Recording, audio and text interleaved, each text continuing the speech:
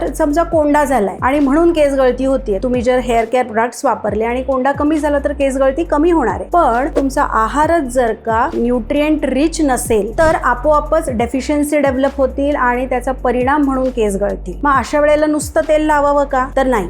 मग तेल लावायचं कुणी? जे लोक मूळतःच वात प्रकृतीचे आहेत. कारण वात प्रकृतीच्या लोकांमध्ये रुक्षता खूप जास्त असते, ड्रायनेस असतो. अशा लोकांचे केस खूप कर्ली असतात आणि कुरळे केस खूप जास्त कोरडे सुद्धा असतात. त्यांची जी टाळूची त्वचा असते ती सुद्धा खूप कोरडी असते. म्हणून वात प्रकृतीच्या लोकांनी केसाच्या मुळाशी आणि केसांना सुद्धा रोज तेल लावलं पाहिजे. जे पित्त प्रकृतीचे लोक आहेत त्यांचे केस आपोआप तेलकट होतात आणि थोडेसे पातळ सुद्धा असतात, भुरकट तांबूस कलरचे पण असतात. अशा लोकांनी आठवड्यातून 2 वेळेला तेल लावलं तर चालणार आहे. आणि जे कफ प्रकृतीचे लोक आहेत ते म्हणजे आपण ब्लेस्ड पीपल म्हणू शकतो. केसांच्या बाबतीमध्ये दाट, जाड, काळे भोर असे असतात आणि या लोकांना केस दुभंगण्यासारख्या ज्या तक्रारी आहेत त्या सुद्धा कमी असतात. मग या लोकांनी किती वेळा तेल लावावं? आठवड्यातून एकदा लावलं तरी या लोकांना पुरेसं आहे. त्याचबरोबर ज्या लोकांमध्ये वारंवार कोंडा होतोय अशा लोकांनी शक्यतो तेल लावू नका. पण तेल लावल्याने छान वाटतं, खूप रिलॅक्सेशन मिळतं. मग जर तुम्हाला अशी काही कंडिशन असेल तर तुम्ही आठवड्यातून 15 दिवसातून एकदा प्रॉपर हेड मसाज करा आणि इमिजिएटली हेअर वॉश करून टाका विथ अ गुड शॅम्पू.